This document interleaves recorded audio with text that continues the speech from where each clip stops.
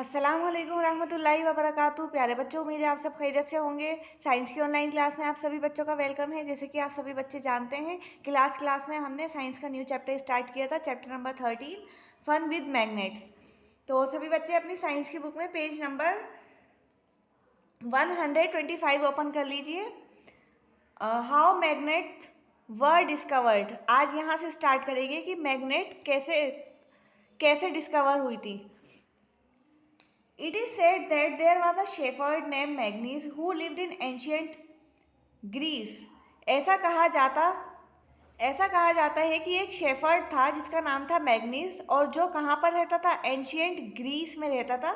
He used to take his herd of sheep and goats to the nearby mountains for grazing. Shepherd किसे कहते हैं? Shepherd कहते हैं गडरिये को, जो भेड़ बकरियां चराते हैं ना, यानी उनको ग्रेजिंग करवाते हैं, तो उन्हें शेफर्ड कहते हैं।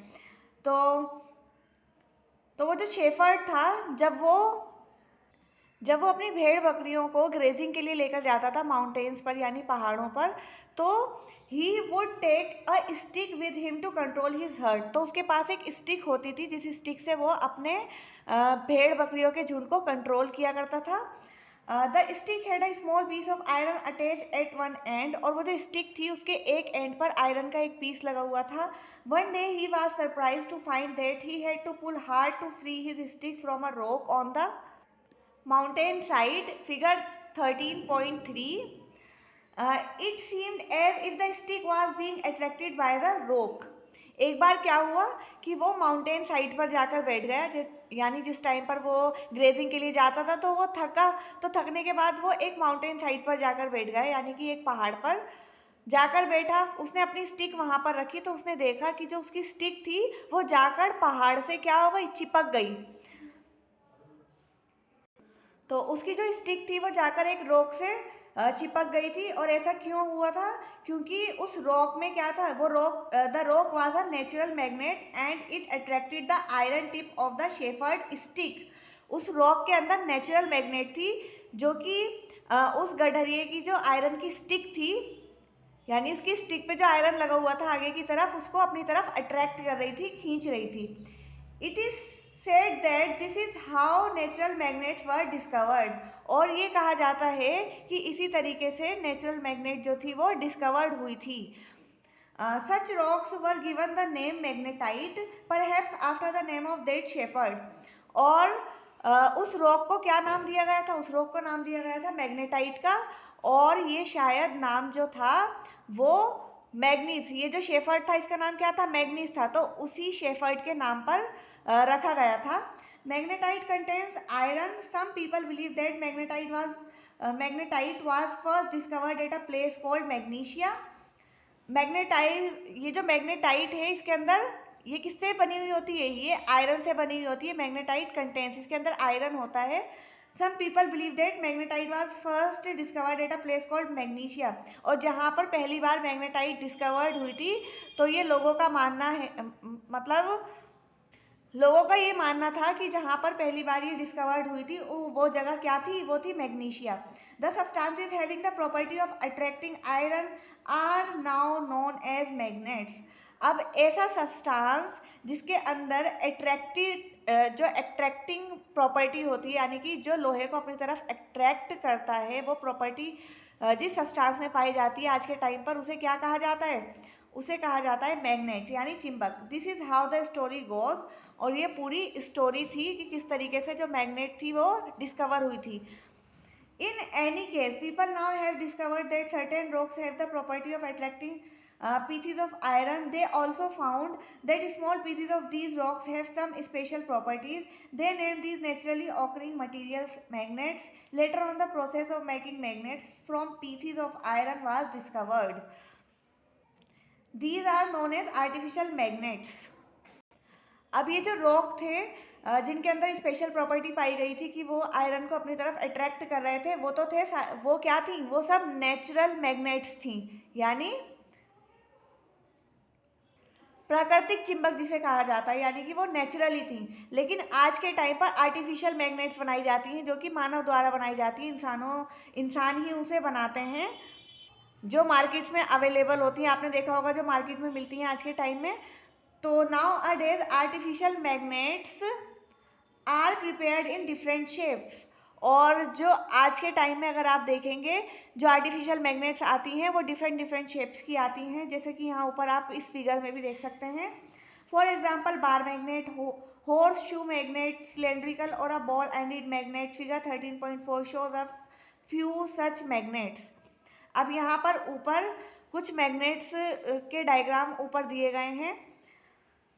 जैसे फर्स्ट है बार मैग्नेट, ये जो रेक्टेंगुलर शेप में है इसे कहते हैं बार मैग्नेट। यानी कई तरीके की मैग्नेट्स आपको मार्केट में मिलेंगी। और उसके बाद है नेक्स्ट हॉर्स शू मैग्नेट, ये जो यू टाइप की जो मैग्नेट है इसे कहते हैं हॉर्स शू मैग्नेट। और थर्ड है सिलेंड्रिकल मैग्नेट, ये देखिए सिलेंडर बना हुआ है ना, तो इस मैग्नेट को कहते हैं सिलेंड्रिकल मैग्नेट। और लास्ट है ये, इसमें देखिए दोनों साइड में यहाँ पर बॉल्स दी गई हैं, तो इसे कहते हैं बॉल एंडेड मैग्नेट। तो इस टाइप की आपको मैग्नेट्स मार्केट में मिलेंगी अगर आप देखेंगे। और ये कैसी मैग्नेट्स है, ये सारी आर्टिफिशियल मैग्नेट हैं। नीचे एक्टिविटी दी गई है, एक्टिविटी 1, टेक अ प्लास्टिक और a paper cup, fixed it on a stand with the help of a clamp as shown in figure 13.5. Place a magnet inside the cup and cover it with a paper so that the magnet is not visible. आपको क्या करना है, आपको एक plastic या फिर paper का cup लेना है, उसके अंदर आपको मैग्नेट को रखना है, और जो आप कप लेंगे ना उसको आपको इस तरीके से, जैसे नीचे यहाँ डायग्राम दिया गया है फिगर, इस तरीके से आपको उसको एक स्टैंड पर फिक्स करना है। उसके बाद जो आपने कप लिया है उसके अंदर आपको मैग्नेट रखनी है और उस कप को कवर कर देना है ऊपर से किसी भी पेपर से, ताकि जो मैग्नेट है वो दिखाई ना दे। Attach a thread to a clip made of iron. Fix the other end of the thread at the base of the stand. Mind you, the trick involved here is to keep the length of the thread sufficiently short. Bring the clip near the base of the cup. The clip is raised in air without support like a kite. अब आपको क्या करना है, अब आपको एक pin लेना है आयरन का और क्लिप लेना है, सॉरी, आयरन का, उसमें धागा बांध देना है। उसके बाद जब आप उस पिन को या क्लिप को जब आप कप के नीचे लेकर आएंगे तो मैग्नेट जो है वो अपना इफेक्ट शो करेगी, यानी मैग्नेट अपनी। अब आप क्या देखेंगे, देखिए मैग्नेट को तो आपने ढक दिया है ना, ऊपर से भी कवर कर दिया और वो ग्लास के अंदर है, मैग्नेट तो नहीं दिखाई दे रही, लेकिन मैग्नेट फिर भी अपना इफेक्ट शो करेगी। मैग्नेट की वजह से जो क्लिप आप नीचे रखेंगे वो धीरे धीरे, तो मैग्नेट की वजह से वो जो क्लिप है वो आपको ऐसे हवा में ऊपर उठा हुआ दिखाई देगा। मैग्नेट आपको दिखाई नहीं दे रही है लेकिन वो अपना इफेक्ट जो है वो शो कर रही है। तो बस ये एक ट्रिक है, इस तरीके से जैसे बच्चे करते हैं, आयरन की कोई भी चीज़ नीचे रख देते हैं और ऐसे मैग्नेट को जब उसके ऊपर से लेकर जाते हैं या उसके आसपास लेकर जाते हैं तो या तो वो एकदम से अट्रैक्ट करती है, मैग्नेट उस चीज़ को अपनी तरफ खींच लेती है, या वो मूव करती हुई दिखाई देगी, यानी कि आपको कुछ ना कुछ मैग्नेट का इफेक्ट ज़रूर दिखाई देगा। अब है next part, magnetic and non magnetic material.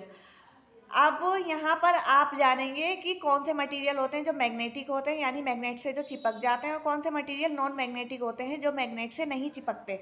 तो एक्टिविटी 2 है, let us walk in the footsteps of Magnes only this time we will change the positions of the magnet and the iron. There will be a magnet at the end of our shepherd stick. We can attach a small magnet to a hockey stick, walking stick और a cricket wicket with a tape or some glue. Let us now go out on a Magnus walk through the school playground.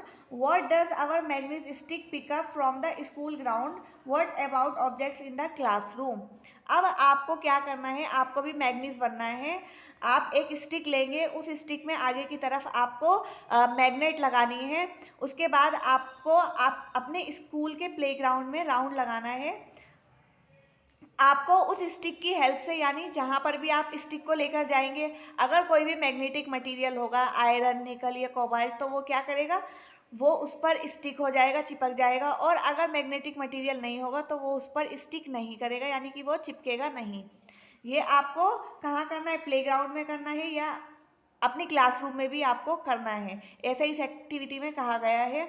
ये आप घर पर भी करके करके देख सकते हैं और हो सकता है कि आप सभी बच्चों ने ऐसा किया भी हो जब आपके हाथ मैग्नेट लगी होगी।